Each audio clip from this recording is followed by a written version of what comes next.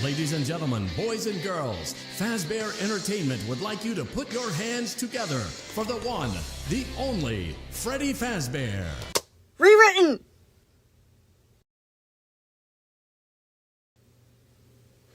Roxy was doing absolutely fine on her own. Perfect, even. She knew exactly where she was, she could catch Vanessa all on her own, and she absolutely did not need anyone's help, especially not Monty's.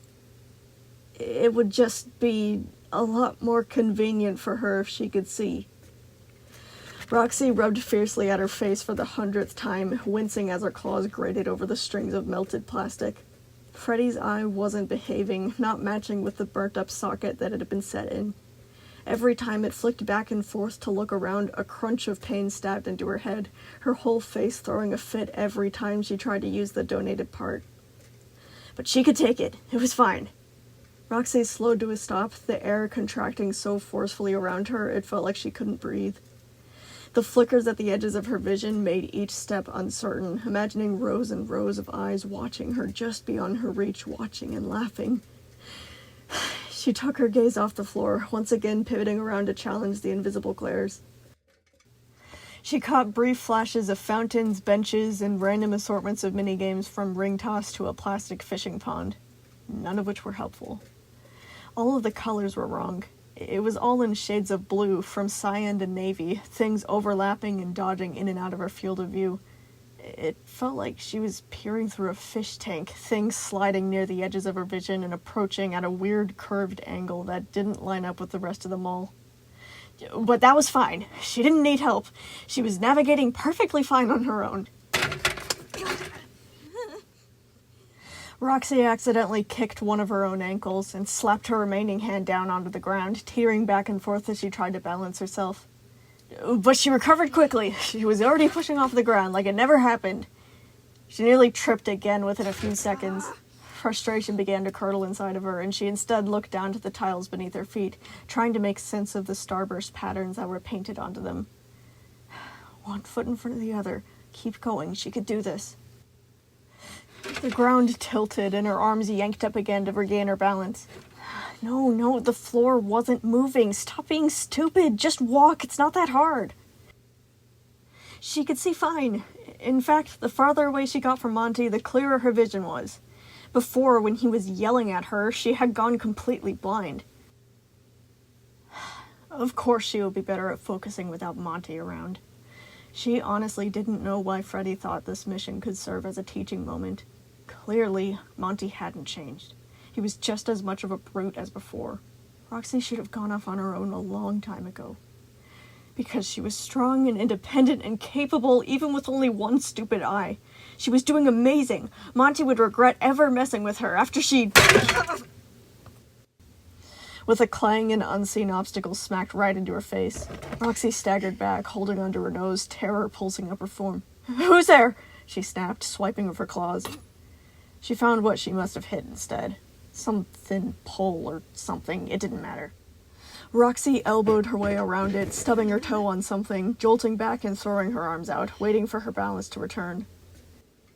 The dark world shifted unsteadily around her, full of too many strange noises. The whirring of staff bots, the trickling of fountains, the hum of the air conditioner, her own echoing footsteps. It was so empty, so quiet, and the inside of her head was louder than ever. She missed Chica. She knew that neither of them were in perfect working order, but she still wished that Freddy could have gone with Monty while she goes with Chica. Then at least she would be able to hear her happy reassurances. She really, really needed them right now. She slowed down a bit, her mind drifting elsewhere. Maybe she should try and find Chica and Freddy. Even though she was definitely fine on her own and totally did not need anyone's help, she would kind of feel a lot better if they were here. Maybe they would actually try and help her navigate, unlike someone. She started to turn around, but then second-guessed herself. If she went back, she would have to pass by Monty. But it was the only way to get back to Chica. What if Monty saw her like this and made fun of her? She flexed her claws in and out, growling in the back of her throat. If he did, she would tell him to buzz off. Simple. Roxy set off back the way that she came. She tripped over something with a hiss, her handless wrist hitting the tiles. She flailed about in the void of static, unsure exactly what she had fallen on. A voice came from the back of her head. Look at her, she can't even— Shut up! Roxy swiped her arm through the air, tail lashing behind her, trying to get up again. She was fine. She was better than ever, really. She didn't need her blasted eyes. She was Roxanne the Fox, the best laser tag champion this place had ever seen. She was made for a hunting mission, no matter what that stupid moon-face guy said. Roxy kept on going, her endoskeleton buzzing with every step, the darkness creeping up inches in front of her face, full of noise. She edged forwards with her hands out, imagining things just beyond her reach, waiting for her to mess up so they could laugh at her. The uncertainty of her new blindness gnawed on her circuits, sending grumbling curses from her mouth at the empty air. But she was not afraid. She was composed, dignified, a skilled hunter. Ugly bitch, stupid dog. The insults, they were coming back, sickening waves of anxiety sneaking up behind her. It was like being stalked by a predator, knowing that something was watching her, knowing that she was about to die, but still being unable to truly face the invisible threat. No, they couldn't tell her that anymore. I look great, she said, forcing confidence into her voice. They can't tell. All the imperfections in her body crawled up through her shell like a swarming of termites, biting and chewing and eating her from the inside out. The paint on her face was peeling off, the pasty coating flaked and burned. She had an awful feeling that the scars were showing. How obvious was it? She clenched her fangs tight, reaching up and trying to sweep her bangs to hide her horrible face. She was uneven, asymmetrical. One hand, one eye. It was unbearable to be this way. Her claws dug into her hair without her permission, trying to seek out the tangled knots, doing all that she could to rip them out. Her tail was the same, full of misaligned tangles and matted patches, refusing to lie flat no matter what she did. Stop, just stop. Focus. She took one step after another, all of the thoughts in her head blaring so loudly it was blocking out almost everything else. How much staff bots were watching her? Did they have recordings in their heads too? She could hear them. She swore that she could hear them watching her, judging her. They were probably making fun of her. She tried to act as collected as possible, but instead tripped over another waste bin. She recovered as fast as she could, trying to make it look like it was intentional. She was fine. She was Roxy. She could do this. If stupid Monty dared to show his face again.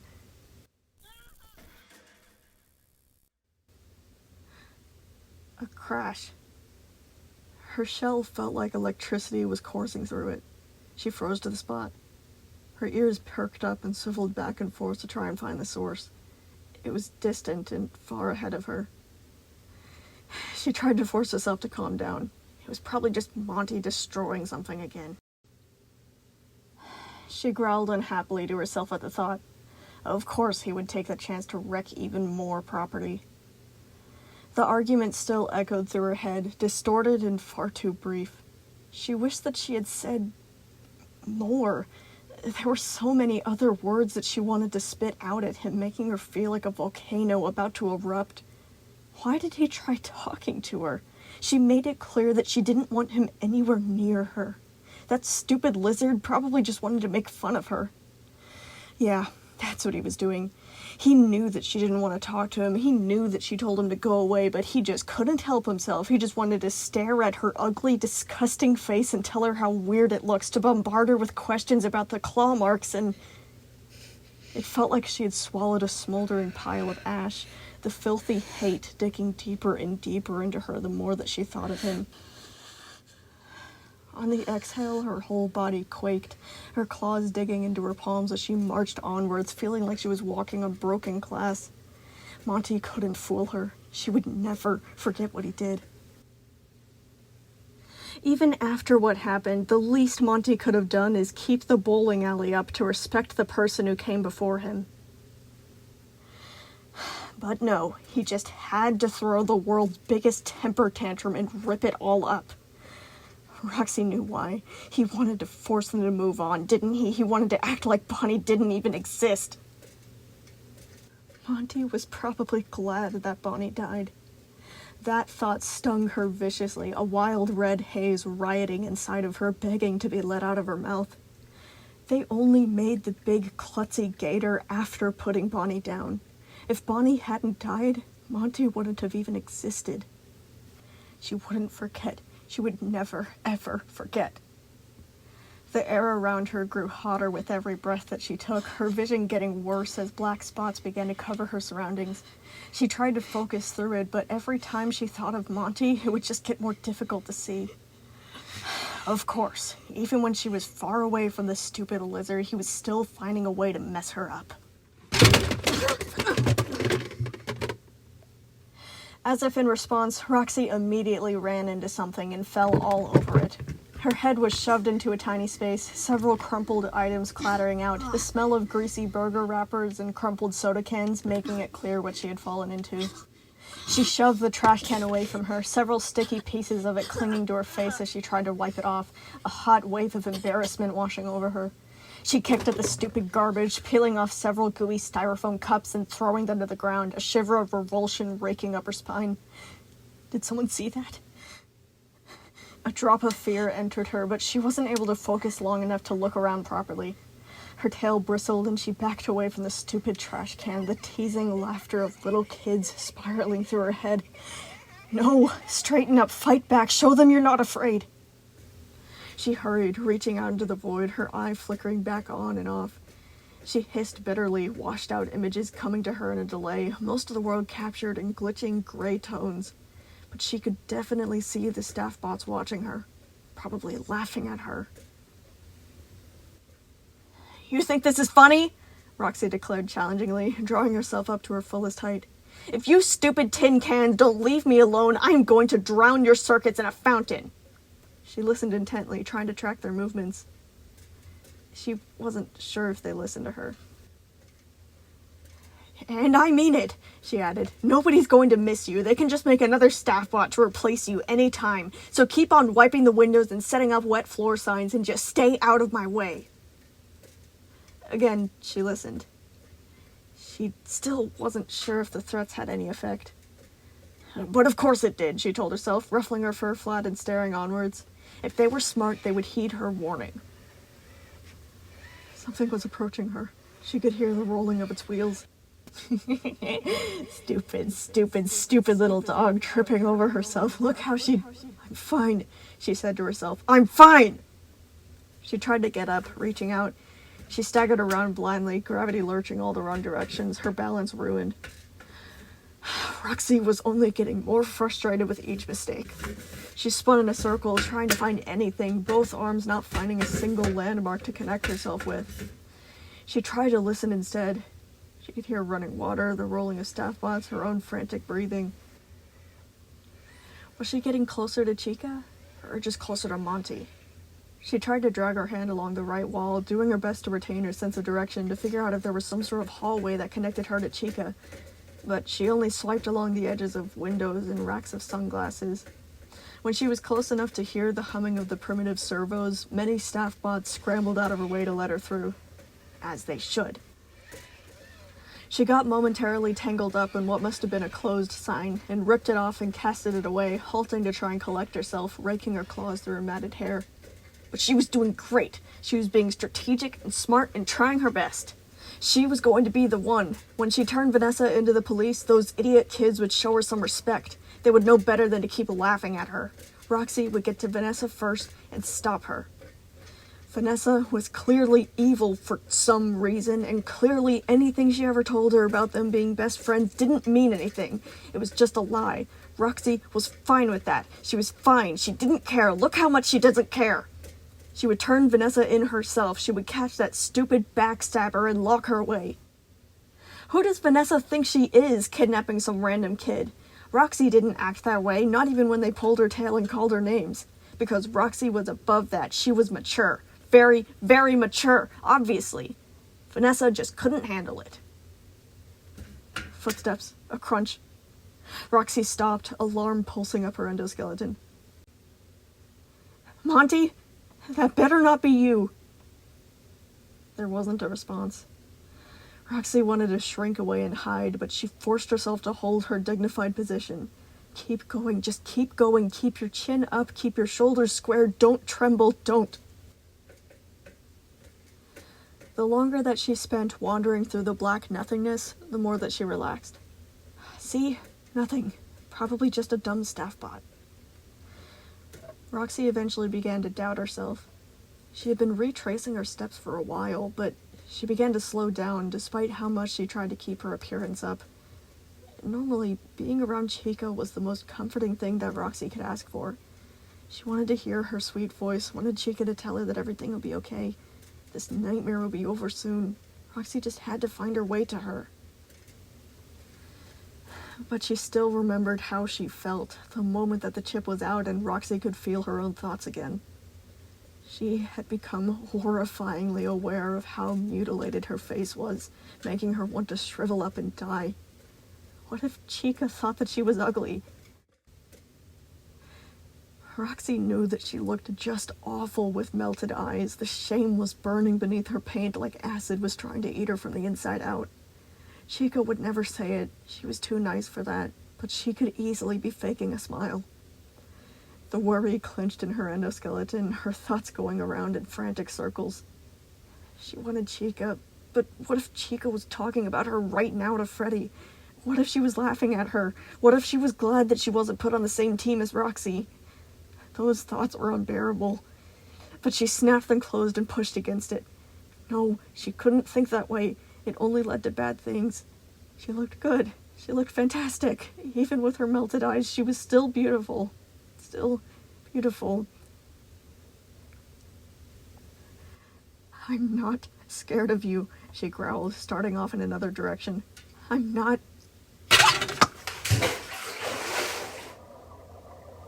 She tripped and fell face first into a fountain, head plunged into the water. Roxy's entire body spasmed into a full-blown panic. She screamed as she reared up out of the pool of water, falling over onto the cold floor, clutching her face as streams of water splattered down from it. No! It was all washing away. She could feel it, all the horrible, shameful scars peeking through. She tried to rub it off, but it was only smearing more and more, the gooey bits flaking away and sticking to her claws, stringing between them like slime. Her dignity was entirely forgotten, suddenly cast out into the open in a humiliating display, vulnerable for the first time in years. Roxy dragged herself up, reaching around, trying to find the right surface. She felt along the tiles until she finally found the wall, the windows of the dark place cold beneath her fingers. Roxy leaned in, shaking all over, her vision spazzing and blurring the more that she tried to catch a glimpse of her reflection. A flash of it came to her, no colors at all, flickering into blindness immediately after. They could see it, all of it. Every part of what she had done to herself was now revealed for anyone to witness. Horror pounded up her endoskeleton in stronger and stronger waves, the panic overwhelming. Her claws were in her face again, trying to cover the horrible white scars. Ugly, disgusting, worthless little dog. No, I'm fine. I'm stronger than this. She stammered, trying and failing to catch a glance at her reflection again, trying to bring back Chica's voice. It's okay, I can still fix this. She found the parts where the paint hadn't dripped away yet, trying to smear it and cover the scars. Bits of it flaked and fell off, forcing her to kneel down, trying to find it again, trying to stick it back on. They could see it. They could see all of it.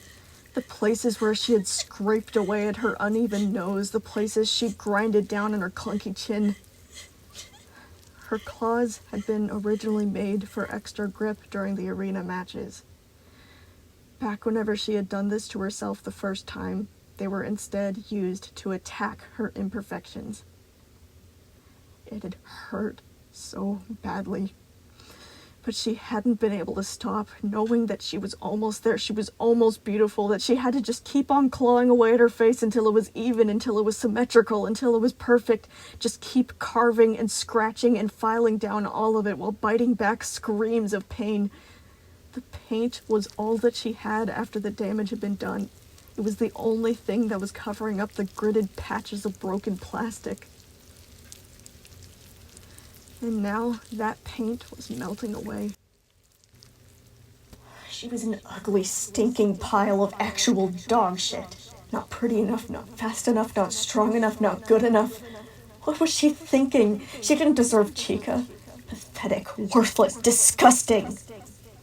Maintaining her looks throughout the day was hard enough, constantly having to glare at the mirror between matches, washing off and reapplying paint, building up globs of it to make up for where the claws had scored deep trenches into the uneven features, trying to keep everything symmetrical and perfect.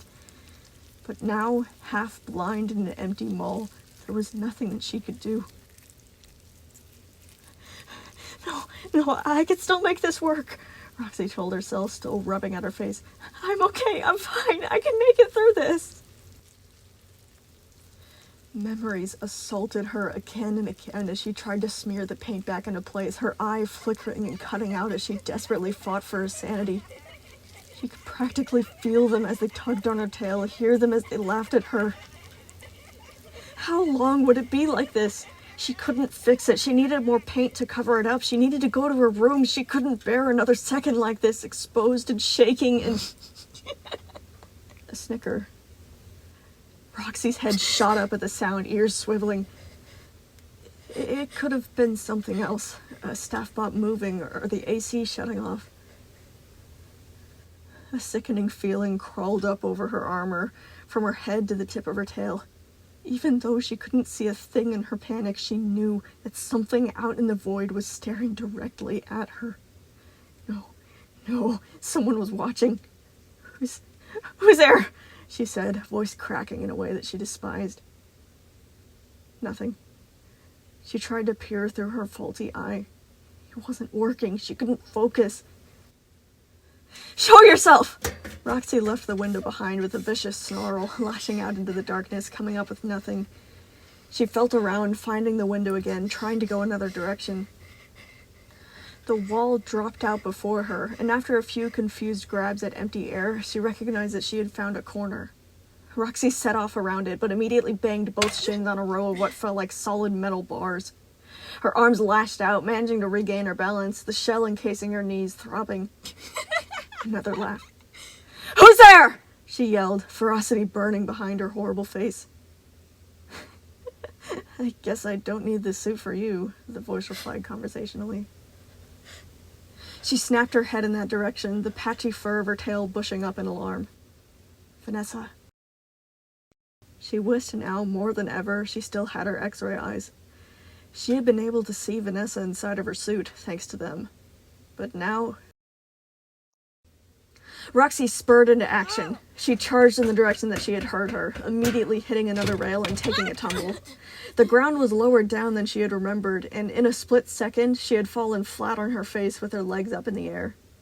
She landed on something hard and lumpy, bits of it jabbing into her underbelly, the thing not connected to the floor and sliding around as she struggled to find her footing. She shoved the hulking obstacle away from her, but it hit something else and bounced right back to stomp on her feet. She caught a brief glimpse of a seatbelt and a chair, several other shadowed figures scattered around her. The laughter came again, Vanessa calling to her. Careful, you might hurt yourself. She snarled, straightening up with her chest puffed out. Get over here! I might go easy on you if you give up! The laughter only got worse, giggling like a little child. Horrible flashes overcame Roxy's vision. The fans. She wasn't pretty enough for them, not skilled enough for them, never ever good enough for them. Violence rose up to fight against it. Stop laughing at me! Roxy demanded, ears burning flat against her head. I'm going to tear you apart! Do you know who I am? Okay, jeez, Vanessa said defensively. Calm down already. I didn't realize you would take it so personally. Something about her tone made Roxy even more frustrated, but before she could get anything out, Vanessa continued with, If I wanted to, you would already be out like a light. Trust me. Is that a threat? Roxy snapped. Please, just listen to me, Vanessa said, her tone softening. I want to at least give you a second chance. I can still forgive you. Roxy was a bit caught off guard by that. What? Forgive me for what? Vanessa only exhaled through her nose, a creaking metal noise coming from her left. Roxy turned her head towards it, but wasn't sure she was making eye contact or not. Come on, you have to have noticed what you've been doing already, Vanessa said, still keeping her voice gentle in a way that made Roxy's fur stand on end. If you keep on blaming it on Monty, nothing's ever going to change. What are you talking about? Roxy said indignantly, beginning to move towards the direction of her voice. Get over here, you have a lot of explaining to do. I want to help you first, Vanessa said, much further to the right than Roxy was guessing originally. Listen, if you just stop worrying about your appearance so much, if you just stop provoking Monty and shut up for once. No, you shut up, she growled. What are you talking about? Are you just stalling? Roxy, you seriously need to humble yourself, okay? Vanessa said, the aggression grating in her voice like gravel. You're not cool, you're not pretty, you're just annoying. You're certainly not the root of the problem, but you sure are making it a hell of a lot worse. So if you just stopped and listened... No! Roxy practically ruptured of fury, spiraling into a rage-induced rant. I'm not listening to anything a backstabbing, hot topic, pothole-looking monkey like you has to say. Do me a favor and shut up already. I seriously doubt that you have anything important to tell me. A pause. A long, pensive pause. After maybe 15 solid seconds of that, Vanessa broke through. You really don't care about your family, do you? Roxy's breath caught in her throat. Before she could think of what to say, a clank rang out, followed by the hum of a startup tune. The sound pounded into her head like she had become a snare drum, overwhelming her. Welcome to Bumper to Bumper! A pre-recorded but excited voice came from behind the music.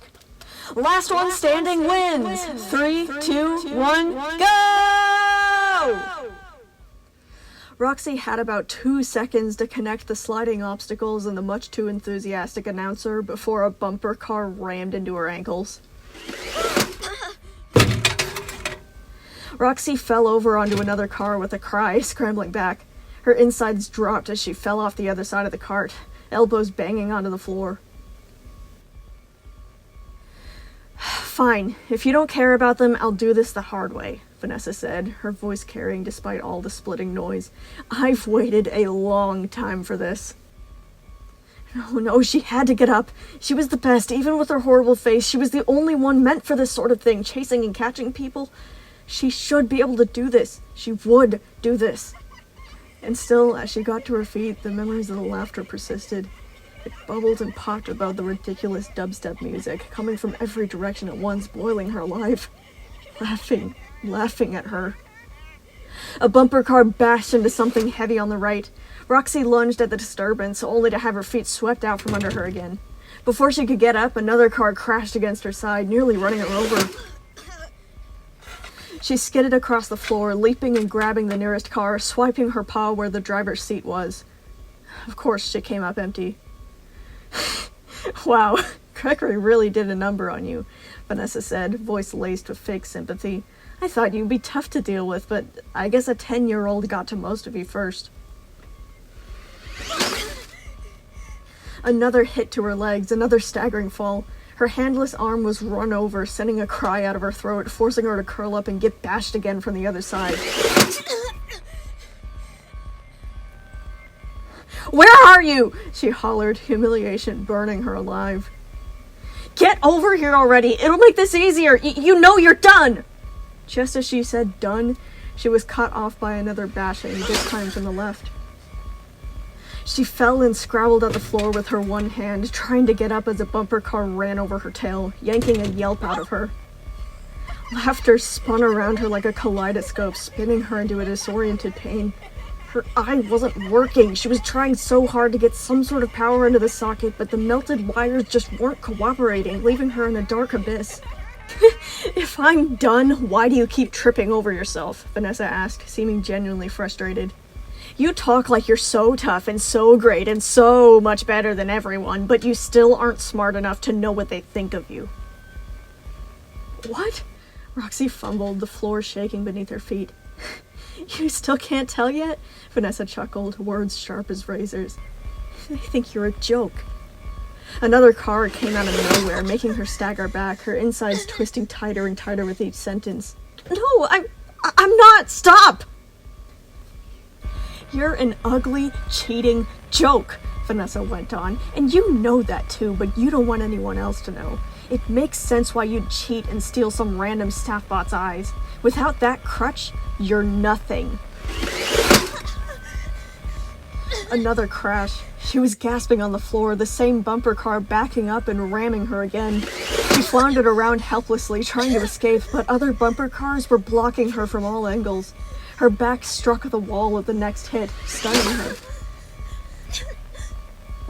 No! She shouted, the frantic plead breaking in her voice. No, I'm not! I'm... Another ram. She was crushed into the wall, the pain bursting through her. Get up, fight! Come on, you're not that stupid, Vanessa said. The proof is right in front of you. You've only been a few hours without your special eyes, and you've been reduced to an ugly, whining little puppy. No! Roxy yelled, unable to think of any other way to push it away. No, I'm the best! You don't know what you're talking about! Nothing's ram. The bumper car backed away again, letting her get up. Come on, tear me apart then, Vanessa encouraged. Fight back, it's not that hard. Roxy screamed in her rage, springing in the direction that the voice came from, but was met head-on by a bumper car. It slammed her against the wall again, and this time it didn't back up to let her rise. It pinned her there, like a dead bug splattered beneath a fly swatter. The wheels caught onto her hair and yanked chunks of it out as it reared above her, on top of her. It was so heavy, she was stuck! Come on, you know everyone will get tired of you eventually, Vanessa said, still an entire world away from her struggle. You spend almost every waking moment worrying about how ugly you are, pretending like you can fix it, pretending that nobody has noticed. You are by far the most annoying one to watch. Your looks and your pride, they are all you care about. Dread flooded through her. She couldn't say a thing. You don't care about Chica. You don't care about Freddy. You probably don't even care about Bonnie, she listed off. The only thing that matters to you is yourself. You and how much you hate Monty. But you've never stopped to think that maybe you might be the problem, have you? Roxy struggled, slashing out with her claws where the driver's seat should be, still not getting anything in return. Vanessa went on, unbothered by her futile protests. When they finally decide that they've had enough of your attitude, you'll get poor Bonnie's fate. A sob escaped her. She couldn't get up. The oppressive weight was bad enough, but the wheels were still spinning, scraping her paint off, taking one of her few remaining fingers with it. Behind the scenes, Jerry is completely ready to get rid of you, Vanessa told her, the triumphant grin audible in her tone. He's already made the blueprints for your replacement. It's gonna be a wolf, I think. She'll still be named Roxanne, so we don't have to change any brand names. She will run the laser tag arena better than you ever have. And the best part is, the kids probably won't even notice. The world around Roxy began to crumble and collapse onto her, like her life was being sucked into a black hole, unable to believe the horrible truth that Vanessa was leaking to her. Oh, it couldn't be. She couldn't be next. Roxy couldn't think. She couldn't move. Everything was numb. That's what you're really scared of, Vanessa said, drawing closer, the awfully familiar click and spaz of the electric prod deploying beside her. That's why you're such a bitch. Because you know that if you don't keep this up, if you're not the best... The air crackled with the rod's field, Vanessa leaning in. They'll scrap you and replace you with a singing dog. A vicious surge of electricity impaled her right in her burned eye socket. And she was out.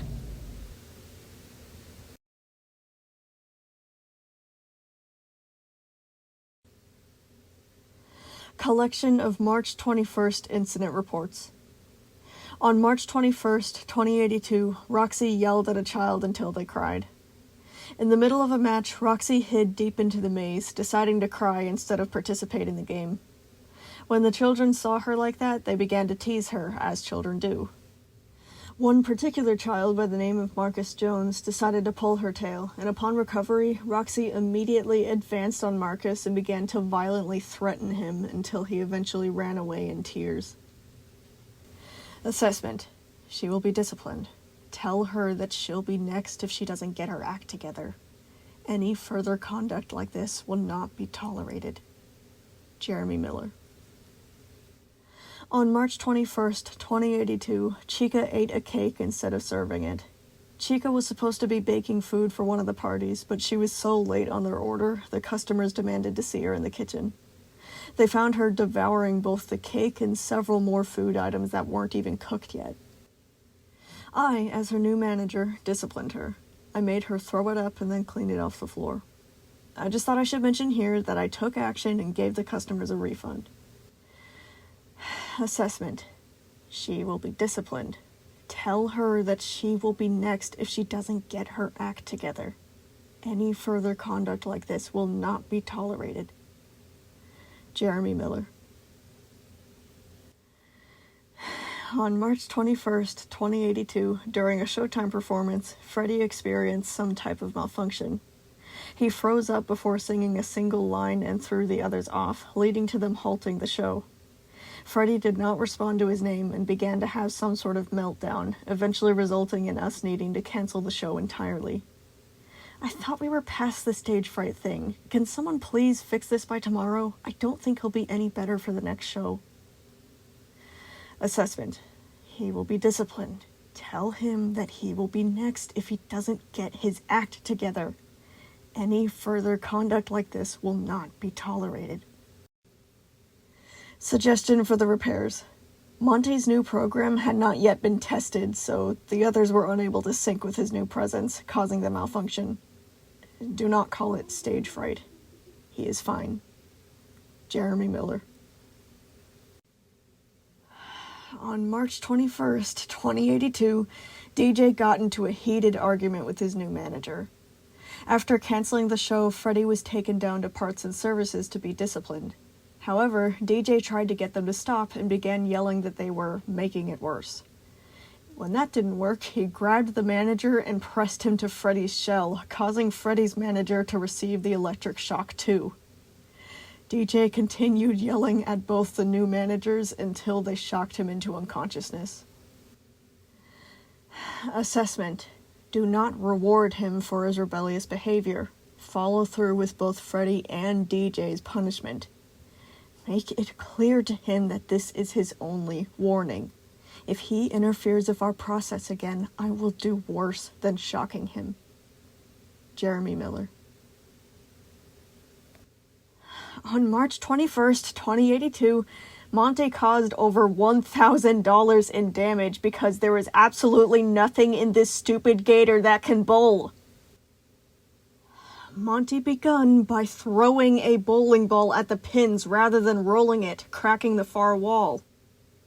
It tried to walk on the tracks to retrieve the ball, then slipped and injured itself. When the kids started laughing, it destroyed the nearest pin setter and stormed off. I've locked it in its room for now. I'm worried that it might cause more damage to the bowling alley if we let it back out. I swear, Monty is even worse than Bonnie. Can I please be the manager of a different animatronic? I'd even take DJ at this point. Assessment. Take him back to the bowling alley every night and show him how to bowl. Until he gets it right, don't let him return to his room to sleep. Keep him up all night if you have to. Make it clear that disobedience means punishment. Jeremy Miller. Project Security Private Email. To Jeremy Miller, from Vanessa Miller. Subject, Daily Behavior Report of March 21st, 2082. I sure hope you're proud of yourself. The bots could hardly function today. After closing, they had an argument so big I had to go up there and separate them. Once they were all down, I had to watch them bawl their eyes out in their own separate rooms because of your stupid rule about locking them up at night. I'm pretty sure you don't care about these reports anymore, but if you're reading this, eat shit, Jerry.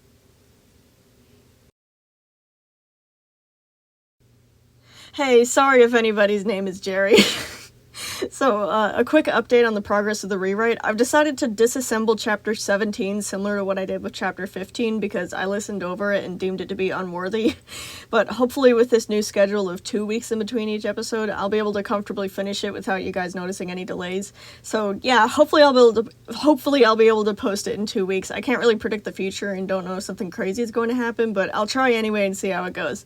So thanks for watching, bye!